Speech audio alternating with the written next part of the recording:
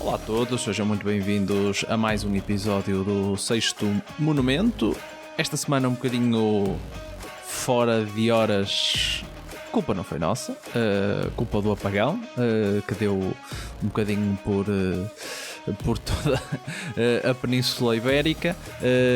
Esperemos que não tenha causado nenhum problema de maior a vocês, ouvintes, para além deste atraso, não é? No vosso podcast favorito. Mas estamos aqui para comentar a atualidade do ciclismo internacional. Para me fazer companhia no dia de hoje, tenho o Rui Ribeiro para comentarmos não só as clássicas, mas também a volta à Romandia. E Rui, podemos começar exatamente pela volta à Romandia que está a decorrer. Isto porquê? Porque no meio do apagão que existiu na segunda-feira, em que falhou o rede, falhou tudo, houve uma pessoa que a viver na Península Ibérica não ficou sem rede, que foi o Samuel Watson da Ineos, que estava em Andorra a treinar, provavelmente foi treinar cedo, porque, ok, se bem que lá é uma hora mais tarde, não é? Mas o corredor da Ineos, ao que parece, não ficou sem rede, recebeu uma chamada da equipa para ir para o aeroporto para viajar, e também teve sorte que lá em Espanha os aeroportos não fecharam, como foi o caso, pelo menos aqui do aeroporto de Lisboa, em Portugal. Chegou à volta à Romandia e bateu o nosso Ivo Oliveira, que tinha como objetivo este prólogo da volta à Romandia de apenas 3,40 km, e bateu por 28, não sei se é milésimos, 60 centésimos, mas pronto, menos de um segundo, arrebatando assim a sua primeira vitória em corridas do World Tour este ano. O Samuel Watson deve ser a única pessoa que lhe correu bem depois deste apagão. Olá David, olá aos nossos estimados ouvintes. É verdade, esta foi de todas as chamadas que podiam ter falhado naquele período em que as comunicações aqui na Península Ibérica não estavam a funcionar muito bem. Esta era claramente uma das que de facto não devia ter acontecido para a felicidade de nós portugueses, em específico do Ivo. Acho que era uma corrida que, pronto, as pessoas que seguem assim mais atentamente o ciclismo já tinham mais ou menos marcada no calendário como sendo um dia em que esta vitória do Ivo, até mais do que aquelas vitórias que ele conseguiu alcançar no Tour não foi no Tour dos Alpes, no Giro da Abruzzo na semana passada, ou há 2 semanas, mais do que essas vitórias aí, esta na Romandia, este prólogo, ele já tinha estado perto noutras ocasiões. Era um dia que estávamos todos expectantes para um bom resultado do Ivo, e ele também notou-se isso logo no momento em que ele cortou a meta, na altura 2 segundos ou 3 à frente do ciclista da Movistar, do Ivan Romeo. A maneira como ele celebrou essa passagem para primeiro, e ok, foram 2 ou 3 segundos, mas 2 ou 3 segundos num prólogo desta distância é uma distância significativa.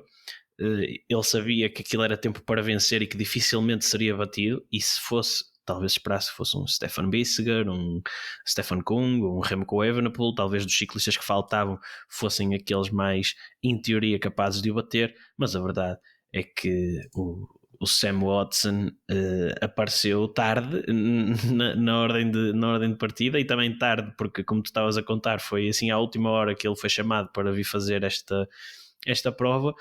Apareceu tarde e a más horas para nós portugueses, sobretudo para o Ivo. A reação dele depois no pódio também, não no pódio, naquele sítio em que os ciclistas que vão liderando os contrarrelógios ficam à espera e vão sendo filmados. A reação dele diz tudo. Foi mesmo ali uma chapada que ele leva naquela altura, porque quando chega o Sam Watson já tinham chegado os tais, o Remco, o Stefan Kung, o Stefan Bissegger, ou seja, já havia mais ou menos um consenso de que ele venceria. Ainda por cima aqui não há tempos intermédios, por isso ninguém tem bem noção de quem vem fazer um bom tempo ou não. E lá está, acabou por ser uma enorme surpresa a vitória do Sam Watson, que tirou aqui o melhor momento provavelmente da carreira de estrada do Ivo. Ele já conseguiu finalmente as vitórias que tanto desejava aqui há muito poucos dias, mas esta seria uma vitória no World Tour, que claro, era o objetivo máximo dele e infelizmente não conseguiu, foi por umas centésimas, como tu estavas a dizer.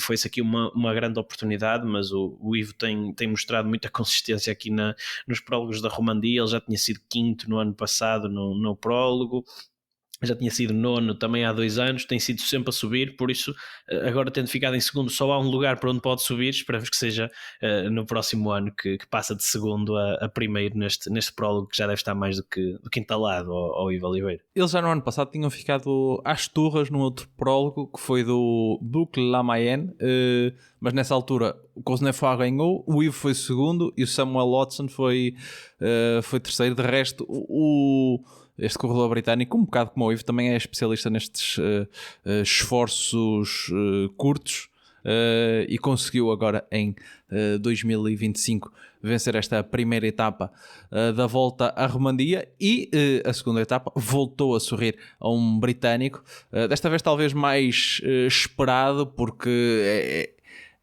é o melhor sprinter em prova. Falamos do Matthew Brennan, que venceu a etapa 2 contra um pelotão de sprinters muito pouco conceituado, porque bateu o Aurélien Paré-Pendre e o Artem Schmidt, que não são propriamente sprinters, mas mais uma vitória do jovem da Team Visma Lease Bike, se não me engano é já a Não. Tem aquelas vitórias nas corridas, tem aquelas vitórias 1.2, não é? Que não que são... há quem conta, há quem não conte. São 4 pela equipa principal, vá. Pela equipa principal, mais 2 pela equipa de desenvolvimento, e continua a sua escalada neste seu início na equipa da Team Visma Lease Bike.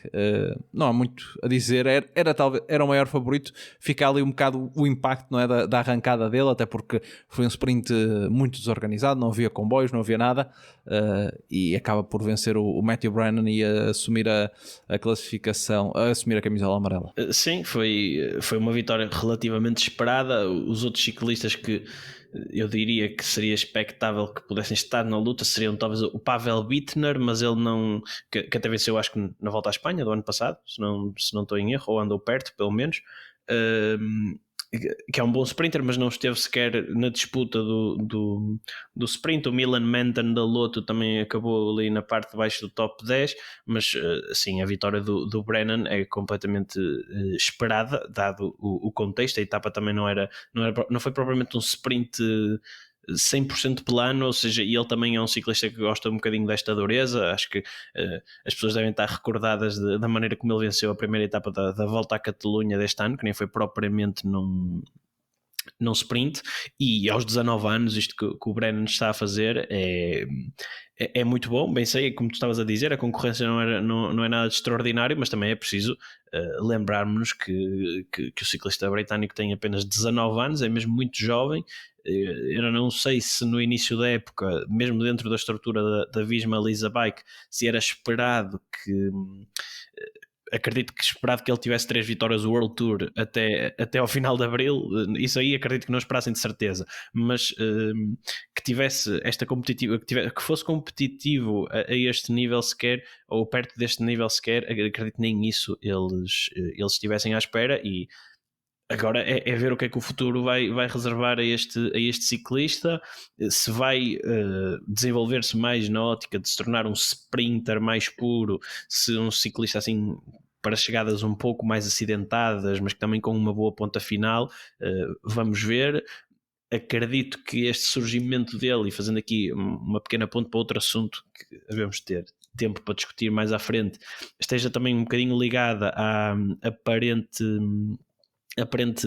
não renovação do contrato e saída do Olav Koy para outra equipa no final da temporada. O Brennan acredito que lhe tire um bocadinho esse lugar, mas vamos ver também como é que ele desenvolve a sua própria carreira, porque como sprinter clássico na Visma Lease Bike, e tendo em conta o plantel da equipa e os objetivos normais da equipa, também não será muito fácil ele depois estar nos grandes palcos, um bocadinho à imagem do que aconteceu com o Olav Koy até agora. também um sprinter bastante jovem. E agora, a etapa 3, aquela que estamos a gravar na sequência dessa etapa, ou melhor, etapa 2, porque o prólogo não conta para esta contagem de etapas. Foi uma etapa onde já se viram corredores mais da discussão da classificação geral a entrar em ação. A vitória foi para o Lorenzo Fortunato da XDS Astana, mais uma vitória para a Astana. Bateu Alex Bodá, que também tem estado em destaque nesta, apesar de que em termos de resultados foi o melhor desta época, mas ele teve alguns movimentos que lhe mereceram algum destaque nas clássicas. Também bateu o Júnior Le Cerf da Sodal, numa etapa que já era mais acidentada e também perante essa falta de sprinters, com principalmente a segunda categoria de Le Chamon marcou a etapa, onde se viu alguns ataques. Por isso, Remco Evenepoel tentou ensaiar ali um ataque, porque a Sodal esteve muito tempo na frente, mas acabou por ser este grupo de 5 com nomes interessantes, para além dos que eu tinha dito que ficaram entre os primeiros da etapa: Lennart Van Aert e Juan Pedro Lopes, que sobrava da fuga inicial. Acabariam por compor este grupo, que chegou a ter mais de um minuto de vantagem, que principalmente perante a presença do Van Aert era, digamos, um bocadinho, não sei se alarmante por causa das etapas que temos a seguir, mas dava-lhe aqui uma vantagem que não era propriamente muito interessante de levar para as etapas que restam.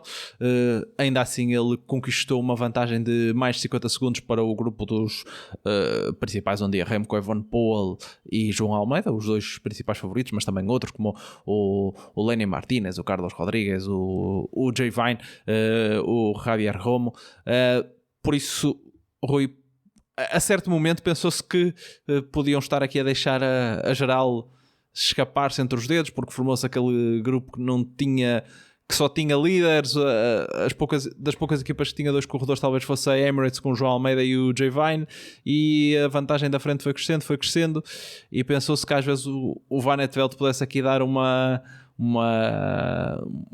jogada, um checkmate para a discussão da classificação geral. Sim, um checkmate, pronto, tendo em conta as etapas que depois temos à frente e também as próprias características do Van Aert, que pronto, depois se calhar falaremos um bocadinho mais disto, mas em teoria o Remco Evenepoel e o João Almeida serão os mais fortes candidatos a vencer a prova. Depois, havendo um contrarrelógio, eles aí terão alguma vantagem sobre o ciclista belga da Lotto, mas ainda assim, e a mim o que me surpreendeu foi, lá está, isso que tu dizias do grupo de trás não ter propriamente gregários para além do Jay Vine, e esse momento acabou por ter ali por levar alguma indecisão entre quem trabalhava e quem não trabalhava no tal grupo perseguidor, e eu cheguei a temer que de facto ninguém se fosse entender e que a vantagem fosse bastante superior a estes 54 segundos que acabaram por ser da diferença entre o grupo onde chegou o Van Aert e depois o grupo com a maior parte dos favoritos à vitória final, mas lá acabaram por se entender e conseguir aqui colocar um travão nesta vantagem que o Van Aert levou. Claro, ainda é relativamente significativa, mais vale ganhar 54 segundos do que perdê-los, é mais do que evidente, mas ainda temos aí 3 etapas pela frente, e diria que sobretudo as últimas duas, a chegada a Tion 2000, vou dizer isto em português, e depois o contrarrelógio em Genebra no último dia, diria que aqui sim é que se vai fazer a verdadeira decisão da corrida. E claro, o Van Aert parte à frente com esses tais 54 segundos ganhos hoje, mas vamos ver até que ponto esses 54 segundos serão suficientes para afastar da frente os principais favoritos, se bem que o Van Aert é preciso lembrar que ele já venceu um UAE Tour por ter ido para uma fuga. Na altura foi à custa dos segundos de bonificação que amealhou nessa fuga, que acabou por vencer a corrida, portanto atenção a ele, que ele é um ciclista que escolhe bem estes momentos e às vezes qualquer segundinha a mais depois pode ser complicado de fechar. Como dizias, agora a corrida entra no seu ponto decisivo, agora sexta, sábado e domingo. Na sexta com a etapa 3, com a chegada a Cossonay, que tem mais ou menos até acaba por ser menos dura que a de hoje, mas tem ali um final em ligeira ascensão. Veremos qual é que será o desenrolar, mas o destaque é mesmo para o que vai acontecer no fim de semana, com a chegada ao Tion 2000 no sábado, exatamente, e no domingo com o contrarrelógio de 17.1 km. Nós apontamos, como é óbvio, o João Almeida como grande favorito à vitória, pelo que ele fez, principalmente na volta ao País Basco, que venceu, não é? E também pela forma que tem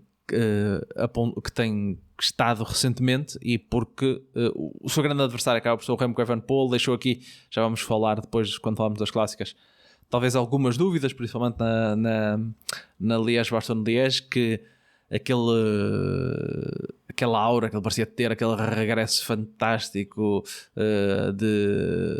da Amstel Gold Race e da Brabant-CP, parece que abrandou um bocadinho, por isso podemos esperar o João, em princípio, na luta pela vitória. A última chegada a Tion 2000 no Tour de Romandie foi em 2023, e na altura com vitória de um homem da Emirates, foi o Adam Yates, numa etapa que provocou grandes diferenças. Foi Yates em primeiro, Thibaut Pinot em segundo e Damiano Caruso em terceiro. O décimo já chegou ali na casa de 1 minuto e 54 segundos, por isso provavelmente vai ser uma daquelas etapas para vermos chegar os corredores um a um à meta. Rui, não sei se vês aqui muito, com esta combinação da chegada em alta e do contrarrelógio, se vês muitas mais opções para além desta dupla, não é? João Almeida ou Remco Evenepoel. Também o Carlos Rodrigues, sim, o vencedor em título. Era quem eu ia mencionar, sim. Se bem que ele também está, como o Remco, num regresso após lesão, porque ele estava de fora desde o Wyatt Tour, também com uma lesão por queda. Sim, ele fez a Liège, mas já não corria exatamente desde fevereiro. Não é uma ausência com dimensão da do Remco, mas ainda assim, claro que não é esperado que esteja na sua melhor forma. E lá está, depois aquele contrarrelógio de 20 km numa prova de 5 dias mais um prólogo, não é? Acaba por também ter bastante impacto. Agora, é o que tu dizes, esta chegada a Tion 2000 com a dimensão da subida que é. Isto são subidas que muitas vezes não vemos sequer numa grande volta, uma chegada em alto com 20% a 7.7 de inclinação média, sendo que ali do quilómetro 12 de subida para a frente temos 4 km com percentagens de inclinação média superiores a 9% e alguns superiores a 10%. É uma subida mesmo bastante dura. Há ali 3 km, os 3 km imediatamente antes dos 2 km finais são mesmo muito duros. Eu diria que aí a corrida vai decidir-se vai decidir-se mais a sério, e aí sim serão feitas as verdadeiras diferenças. E quem não tiver com pernas suficientemente boas para uma subida deste nível vai passar bastante mal. Eu acredito que o João, por aquilo que estavas a dizer, é o principal favorito à vitória. Traz aqui uma boa equipa. Hoje acabou por ser um bom espelho disso, o facto de ele, para além das equipas que tinham um ciclista no grupo da frente, como a Soudal Quick-Step, a própria Astana também tinha, penso eu, o Terrada no grupo de trás, exatamente, ou também tinha 2, mas o Jay Vine e o João Almeida parecem-me ser uma boa dupla que pode colaborar bem nessa subida final. E sobre aliás, desculpa só, dependendo até do desenrolar da corrida, o próprio Jay Vine com o contrarrelógio no dia final também é um corredor a pensar, talvez para um lugar entre os primeiros da classificação geral. Sim, pronto, vai sempre depender um bocadinho da estratégia que a Emirates usará. Não sei se vão usar o Jay Vine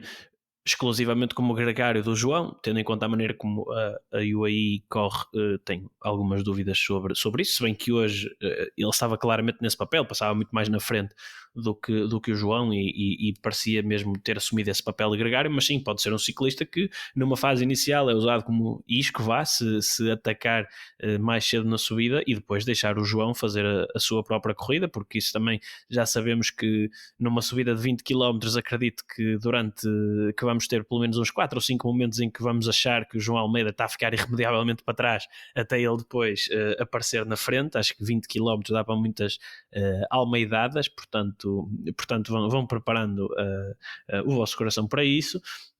Mas acho que o João é o principal favorito. É o que estava a dizer, o Remco é verdade, voltou muito bem na Brabant CPL e na Amstel, sobretudo. Até acho que a exibição da Amstel, dado o contexto, acaba por ser mais impressionante, mas depois na Flash, ok, não é, nem acho que seja propriamente uma corrida ideal para tirar ilações sobre isso. Na Liège ele esteve mal, falou da questão de não ter tido ainda um bloco de treino intenso como todos os outros ciclistas já tiveram, não é? Ele ficou sem a tal pré-época e começou a correr apenas agora em abril.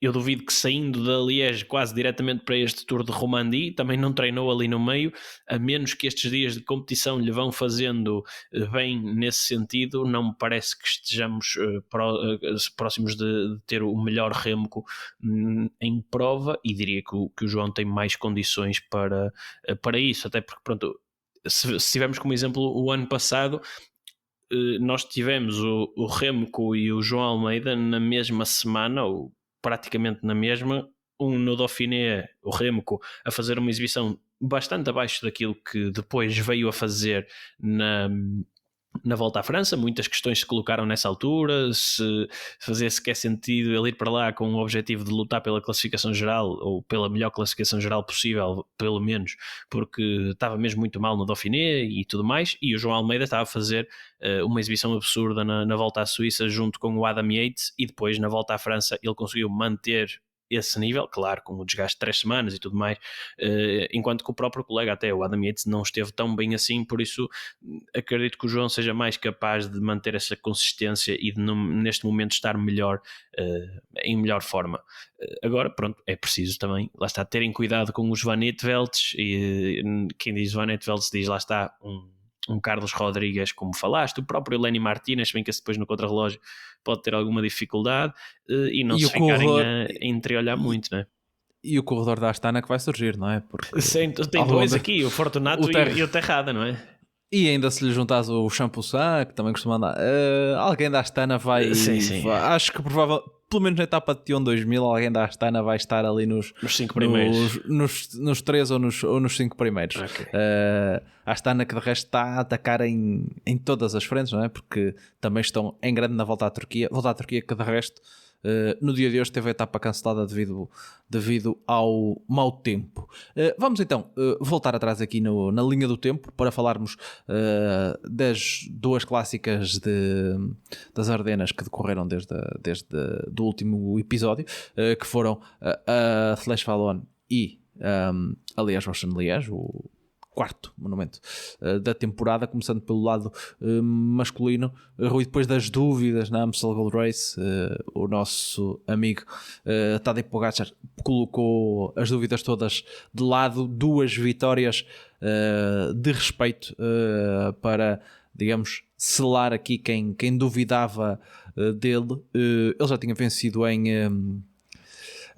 2023 a Flash Wallonne, e tinha vencido em, se não me engano, 21 e 24 a Liège-Bastogne-Liège, começando pela Flash Wallonne. Talvez a exibição mais escolhe lá a melhor palavra, imponente de Pogačar, com aquele arranque sentado no Murdoí. Depois acabamos por ver, quando vimos os dados, que até nem foi a subida mais rápida. A própria dele em 2020 coisas, não é? Exato, a própria dele em 2023 tinha sido mais rápida, mas perante o mau tempo que se sofreu todo o dia e as condições e principalmente a distância que ele abriu para quem vinha atrás. Sabemos que às vezes na Flash Fallout há sempre estas surpresas, nomeadamente Kevin Vogt em segundo. É sempre uma corrida que, dependendo também de como o corredor está naquele dia, se entra bem colocado e tudo, pode ser decisivo, mas perante um Scale Moss que tinha abandonado no início do dia e depois as duas esperanças belgas, não é? Tivonius e Remco Evenepoel ficaram um pouco aquém, apenas em oitavo e nono, mas aquela arrancada do Pogačar não deu hipótese. Muita gente até pensava que ele poderia tentar arrancar de mais longe. Ele ainda ensaiou no cote de Cherrave, tentou, penso que, lançar-se ali na descida para ver se tinha alguma... Eu acho que isso foi só para não ir atrás do Jan Christen, porque estava sujeito a ir parar uma valeta se fosse atrás dele muito tempo, que não é a melhor roda para seguir. Mas se fosse muito bem, venceu no final com uma das suas exibições mais imponentes, digamos, daquelas condensadas em apenas 1 km. Sim, isto para quem está habituado a performance e a solos de 80 km do Pogačar, não é? Esta de 500 ou 400 metros foi de facto um dos mais impressionantes, porque parecia que estava a praticar outro desporto, ou pelo menos era de uma categoria à parte. Não há muito mais a dizer. A corrida foi o que foi, como é habitualmente. É uma corrida que é decidida muitas vezes nestes últimos 2 km, o quilómetro e pico do Morro de Uí. E lá está, e o Pogačar lançou-se naquela fase em que normalmente são lançados aqueles ataques suicidas, daqueles ciclistas que mostram-se ali, fazem um bocadinho de lebre para depois os principais favoritos os apanharem e lutarem verdadeiramente pela vitória. Mas o Pogačar tentou jogar em modo difícil, arrancou muito de trás e venceu com uma distância enorme sobre o segundo, Kevin Vogt, que não o desrespeite, já tinha sido segundo no ano passado, por isso o segundo lugar dele este ano já é habitual, não é? Se lhe quisermos chamar assim. Mas não houve competição, e aqui não sei como é que preferes fazer, se posso já começar a falar um bocadinho da Liège depois do domingo seguinte, mas acho que tanto uma corrida como a outra ficaram marcadas também pela pouca... ou não é pela pouca vontade, mas diria se calhar pela resignação de todas as outras equipas e ciclistas, a que não há muita coisa a fazer e nem sequer tentarem incomodar este previsível domínio do Pogačar. Não houve ninguém a tentar nada de mais longe, todos pareceram extremamente confortáveis em entrar com o Pogačar ou no mesmo grupo do Pogačar nas subidas em que se sabia que ele ia fazer a diferença, e para surpresa de absolutamente ninguém, ele venceu como quis e pronto.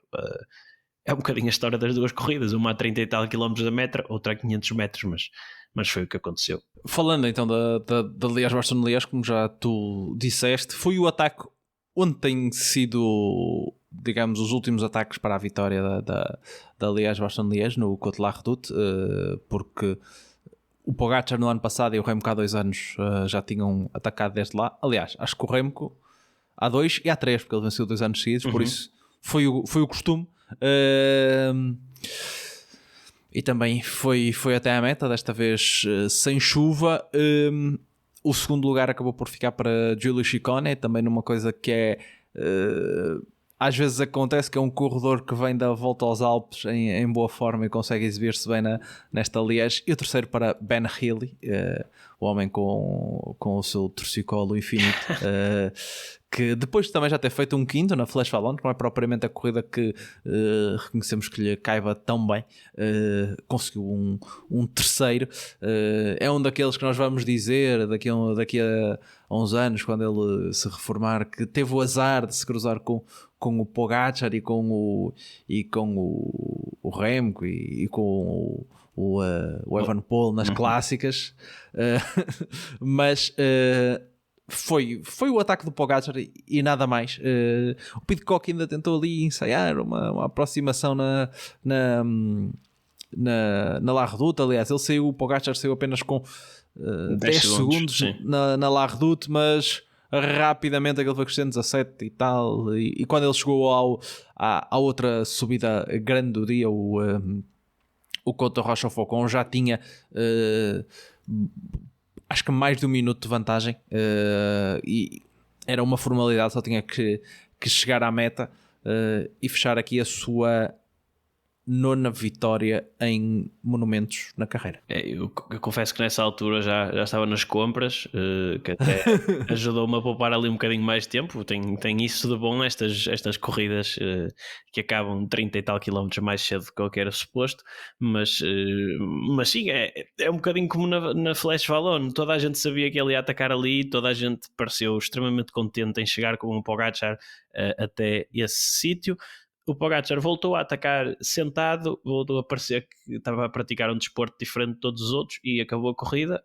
Pronto, foi isso. Aqui se calhar não, aqui eu tinha um bocadinho mais expectativas sobre o Remco poder dar luta, até sobretudo depois do que se viu na Amstel Gold Race, mas as pernas não estavam lá, a cabeça também pareceu neste dia em particular não estar lá, acredito pela pressão de ser a Liège, de ser a corrida que ele tinha um registro 100% vitorioso até agora, mas também lá por ser fã do rapaz não quer dizer que não o possa criticar. Aquela história dele parar ali um bocado só porque estava a ser filmado pela moto a ficar para trás, acho que não era desnecessário, já é crescidinho o suficiente para se aguentar à bomboca quando isso acontece, faz parte, toca a todos, menos ao Pogačar, quer dizer, e mesmo ao Pogačar já chegou a tocar, não é?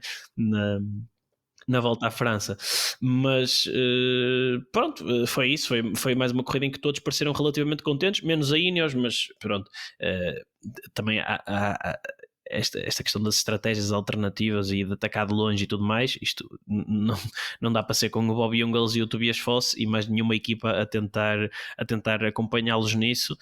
A verdade é que o que se viu foi que isso levou a que mais equipas ajudassem a UAE a controlar a corrida, eles ficam extremamente gratos. Depois online surgiu um bocadinho aquela discussão se a Lidl Trek devia ter corrido para vencer ou não. Eu acho que sim, porque apesar de quem olha para os resultados ver 3 ciclistas nos 6 primeiros, excelente, não podiam ter feito melhor porque o Pogačar é um extraterrestre, um alien, o que lhe queiram chamar. É verdade, é um excelente resultado, sobretudo em termos de pontos UCI, davam bem jeito à Astana e à Picnic e por aí fora, mas a verdade é que isto também me indicia que eles se calhar tinham aqui ciclistas que podiam ter dado trabalho aos gregários do Pogačar, ele podia ter ficado sem gregários bem mais cedo, podiam ter tentado atacar de longe ou com o Bajoli ou com o Thibonais ou o próprio Giulio Ciccone, não sei, acho que as equipas têm que começar a pensar um bocadinho nisso, em tentar arranjar aqui formas de atacar mais de longe, pôr a UAE sob pressão, do que encolher os ombros, aceitar que é um ciclista muito mais forte, historicamente, pronto, há de ser um dos melhores da história, se já não o for, e acho que isso acaba por tirar um bocadinho a emoção à corrida, pois foi um dos monumentos. A Liège não é propriamente o monumento mais interessante de assistir, pelo menos para mim, mesmo com as vitórias do Remco nos últimos anos, acho que só isso é que tornaram a corrida, para mim em específico, mais interessante. Caso contrário, não me parece ser a melhor prova do calendário. Acho que até um fim um bocadinho triste para os monumentos da primavera. Acho que a ordem podia ser a contrária, não se perdia grande coisa. Mas pronto, foi assim, mais uma vitória de Pogačar, sem espinhas, 9º monumento. Este ano acredito que ainda vá aos 10 se correr a Lombardia, e é absurdo, não é? O palmarés deste homem e a época de clássicas que ele faz este ano não tem lógica, não acaba nenhuma corrida fora dos 3 primeiros e mesmo se pegarmos no UAE Tour, vence o UAE Tour, primeiro na Strade Bianchi, terceiro em Sanremo, ganhou o Tour de Flandres, segundo em Roubaix, segundo na Amstel, ganha a Flash e a Liège. Não, acho que isto, se este fosse o palmarés da carreira de muitos ciclistas, eles assinavam por baixo. Ele fez isto em 2 meses, não é? Por isso não há muito mais para dizer, é inacreditável, não tem lógica sequer. este nível e este domínio do Pogacar. Sim, também concordo contigo. Não há... eu ia citar exatamente este início de temporada. Já no ano passado tinha sido impressionante, não é? Ele no ano passado também estava como agora. Ele só tinha... O pior lugar tinha sido o terceiro na Milan-San Remo. Mas não tinha, pronto, a questão do Roubaix não acho tinha que feito, também dá sim, outro nível, mesmo não tendo exato, ganho, e o Tour de Flandres, não é? Por isso fica mais um recorde para Pogacar. Agora voltaremos a vê-lo em ação no Dauphiné e depois no Tour, se Deus quiser, já com Jonas Vingegaard, para ver se já consegue aproximar-se um bocadinho do nível de Pogacar, para também não ser um passeio no parque. Falando então do lado feminino, aqui sim podemos dizer houve mais ação, tirando, ok, a Flash Fallon não foi assim, também foi uma luta no Muro do I, se bem que não foi um corredor arrancar e ir-se embora. Foi uma vitória, podemos dizer, surpreendente de Puck Peters a bater Demi Vollering, a Demi que nós chegamos a comentar também em outras situações, não tem este kick, ela tenta, digamos, sufocar todas as outras para depois vencer, mas a Puck Peters, que tem estado num bom ano, e ela, por exemplo, também tem top 10 em todas as corridas que fez até agora, tinha tido aquele terceiro na Amstel Gold Racing, que talvez se não fosse o descuido de deixarem aquelas duas na altura irem para a frente, podia ter sido já a vencedora. E de facto, se virmos, ela tem terceiro, primeiro e segundo nestas 3 clássicas das Ardenas, e também tinha estado bem nas outras clássicas até agora. Conseguiu segurar a roda da Demi Vollering e depois sprintar, deixar para trás a sua compatriota. Tem aqui a sua maior vitória na carreira. Ela é uma corredora que ela é quase como, e não é por acaso que estão na mesma equipa, não, na mesma estrutura, no lado feminino a Phoenix e Koenig, do lado masculino é Alpecin. É um pouco como era o Matthew Van Der Poel no início da carreira, porque ela faz tudo um pouco, faz também mountain bike, o resto foi quarta nos Jogos Olímpicos no ano passado, e também se não me engano, ela é campeã do mundo em título de XCO, faz cyclocross, faz de tudo um pouco, e sempre tivemos expectativa, não é, para quando ela viesse à estrada. Ela começou timidamente só a fazer a Strade Bianche, e no ano passado já tinha ganho a Demi Vollering uma etapa no Tour de France. Eu disse que esta talvez fosse a vitória mais importante da carreira. Não sei se essa vitória no Tour fica à frente ou não. Agora talvez. E curiosamente foi numa mini Liège-Bastogne-Liège, a alta etapa da altura. Fica um bocadinho essa dúvida, mas não vamos entrar nessa discussão agora. Mas foi uma exibição muito boa da Puck Peters, também a coroar uma excelente campanha de clássicas dela, e fica aqui bem uma vitória. Sim, ela tem 22 anos, vai fazer 23 daqui a pouco, mas já se afirma como uma das melhores ciclistas de clássicas do mundo, na minha opinião. Teve uma época de clássicas muito boa, tu disseste, não fechou fora do top 10 em nenhuma. Parece-me que as clássicas das Ardenas até são onde ela se consegue destacar mais e estar mais vezes entre as melhores, e curiosamente é a primeira vez que ela corre estas mesmas clássicas. Ela no ano passado fez apenas as clássicas da Flandres, não foi a Roubaix depois, mas fez apenas as clássicas da Flandres, não fez as Ardenas.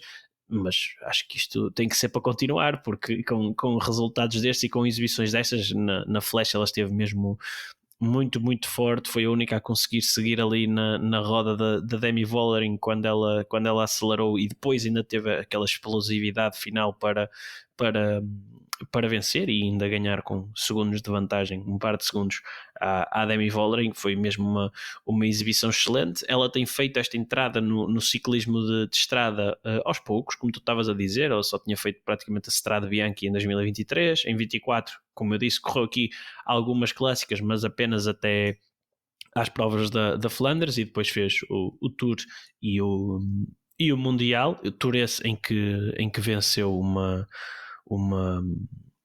uma etapa.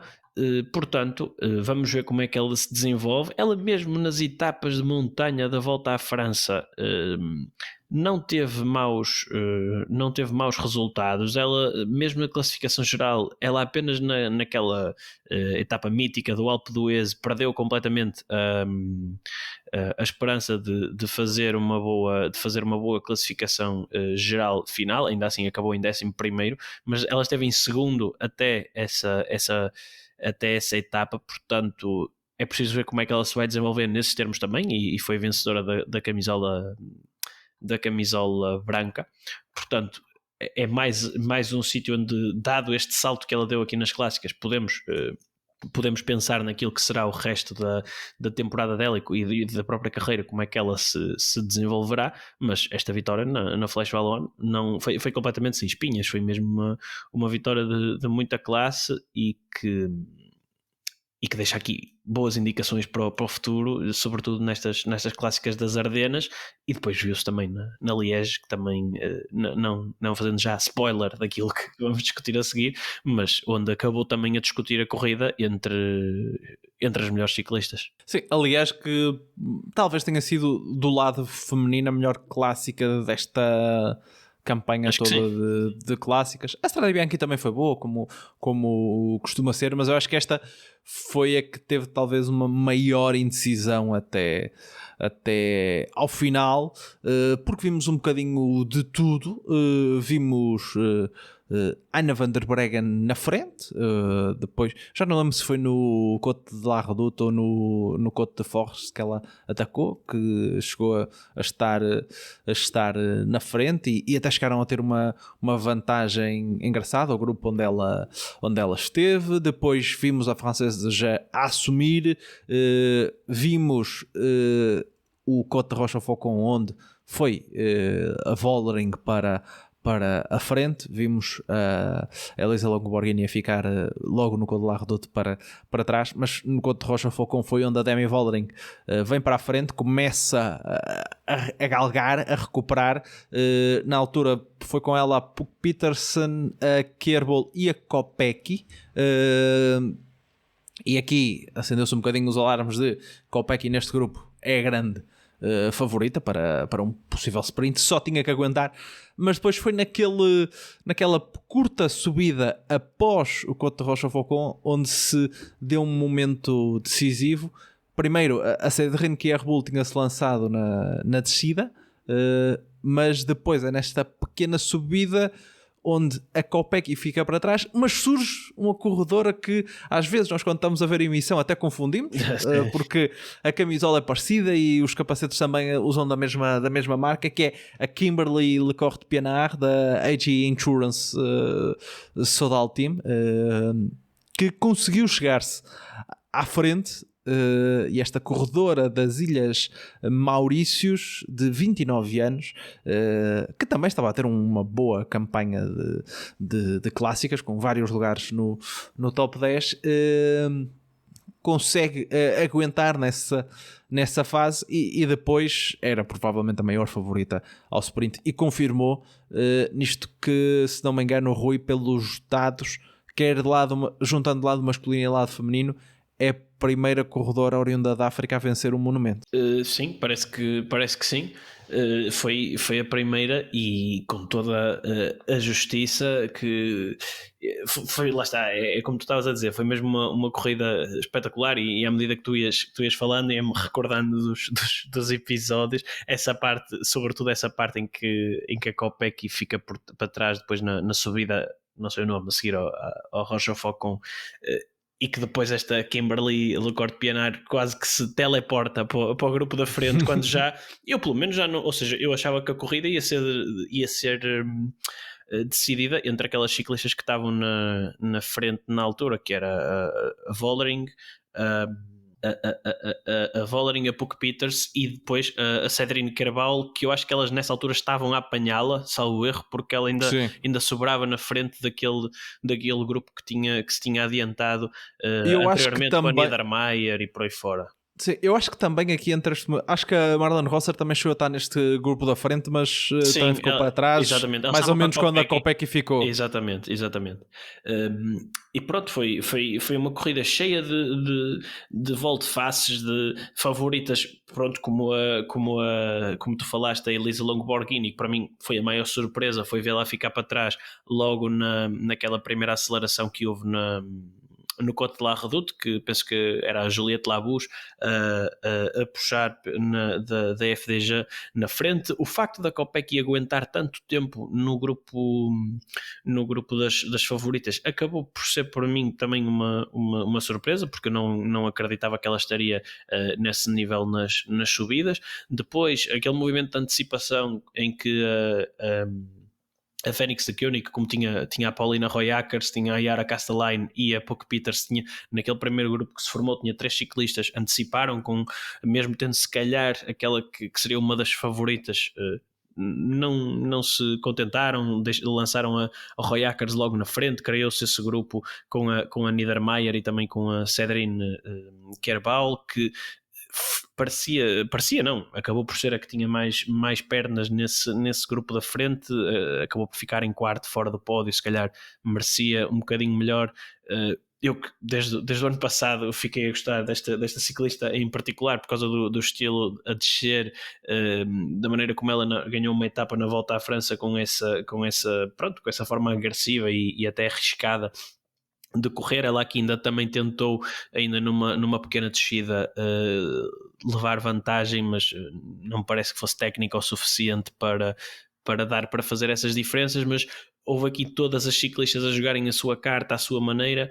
Talvez a Puck Peters, eu esperava que ela tivesse se calhar tentado algum ataque mais decisivo numa das últimas subidas, mas a verdade é que a Demi Vollering, mesmo não tendo aquela explosividade, a ideia que dá é que ela vinha a colocar um ritmo tão forte que não permitia que esses ataques surgissem, porque a verdade é que nós não vimos muita gente em subida a atacar a partir da frente.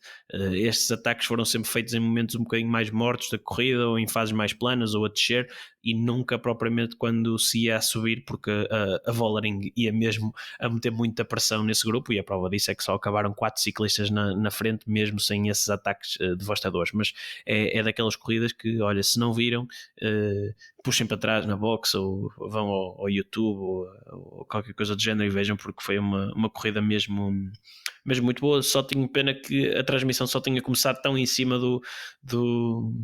da La Redoute, não se pôde ver o que é que aconteceu para trás ou não, mas ainda assim, o que deu para ver já foi muito, muito bom. E o pelotão feminino muda-se esta semana para a Espanha, porque começa no próximo domingo a Volta à Espanha feminina. Isto agora não para. Aqui a Volta à Espanha é a primeira do lado feminino. A corrida começa em Barcelona com contrarrelógio por equipas. Esperemos que não seja à noite.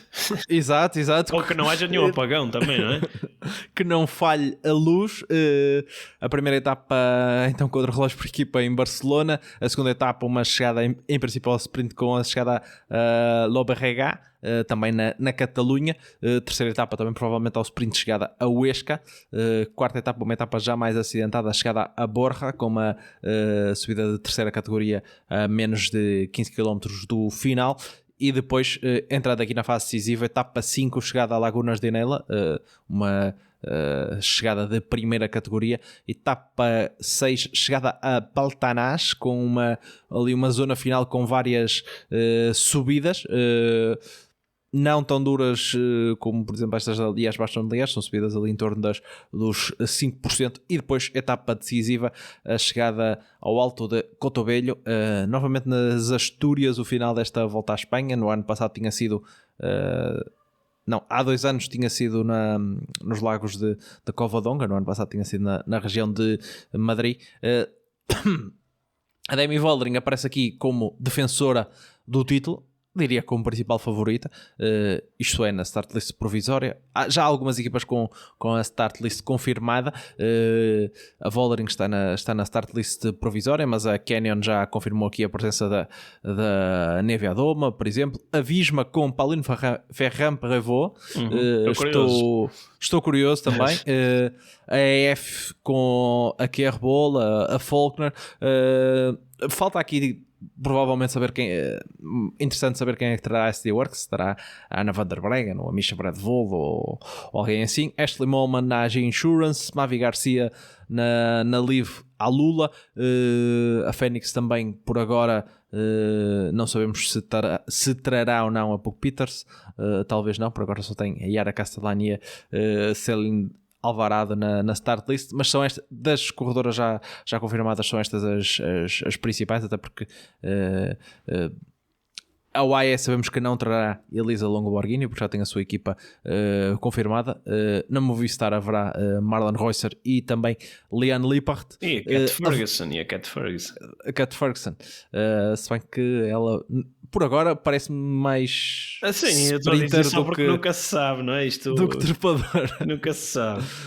Mas Rui, a grande favorita é a Vollering, defende o título do ano passado. Há 2 anos teve aquela história do xixi, mas parece que desde aí aprendeu.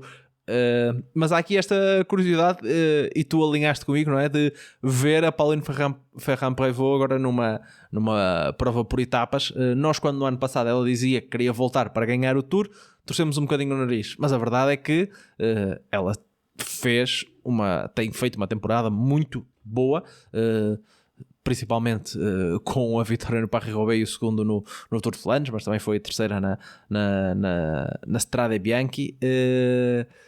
Por isso, acho que ela talvez um lugar no pódio seja de esperar vê-la por lá, mas é também um teste para ver como é que ela está a subir e se podemos esperar num tour onde teremos Vollering, Ferrand-Prévot e Anna van der Breggen a lutarem entre elas, mas eu diria que à partida a Demi Vollering é sem dúvida a grande favorita. Sim, pois a questão da Ferrand-Prévot é que ela no único teste semelhante a este, não é? Que foi quando fez o Jabel Lafitte no UAE Tour, acabou ali 30 ou 40 segundos à frente da Lorena Wiebes a 3 minutos e 40 da Elisa Longo Borghini. Por isso há alguma diferença entre as clássicas, não é? E a alta montanha. A minha curiosidade está sobretudo em perceber se isto aqui foi um dia por acaso ou por ter sido a primeira corrida dela nesta temporada, ou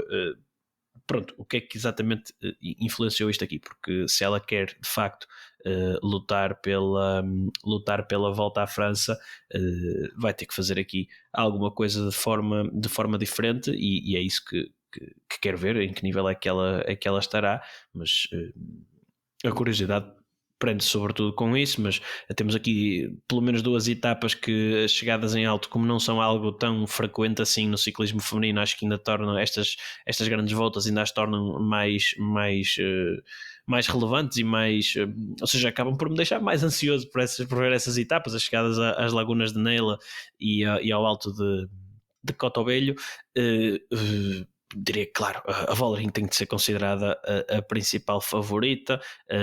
A Nivea Doma também é a detentora do título do Tour de France Femme, portanto não poderá ser descartada. E pronto, é a primeira grande volta da Vollering na FDJ. Vamos ver se aqui pelo menos os colegas trabalham de facto para ela, e acho que se essa condição se verificar, vai ser muito difícil ela perder aqui a corrida, mas ainda assim vamos ver, porque há sempre alguns ataques inesperados. Estas corridas femininas têm sempre aqui um bocadinho de essa parte tática, pode sempre mexer alguma coisa, e estou curioso para ver como é que as várias equipas tentam desfeitear esse favoritismo da Demi Vollering. Veremos então para a semana se voltamos aqui com mais uma vitória em provas do World Tour do João Almeida, e também em que ponto estará esta volta a Espanha feminina, que se inicia então no próximo domingo. E vimos antever o giro, não é? Que falta pouco. Olha, agora falta uma semana e um dia. Apanhaste-me em contrapé porque não estava nada a contar. Realmente isto passa tudo muito rápido. A partir de agora há sempre grandes voltas, né? Obrigado, Rui, pela companhia. Esperemos que não volte a falhar a luz nos próximos tempos, e nós estamos aqui para a semana. Um abraço.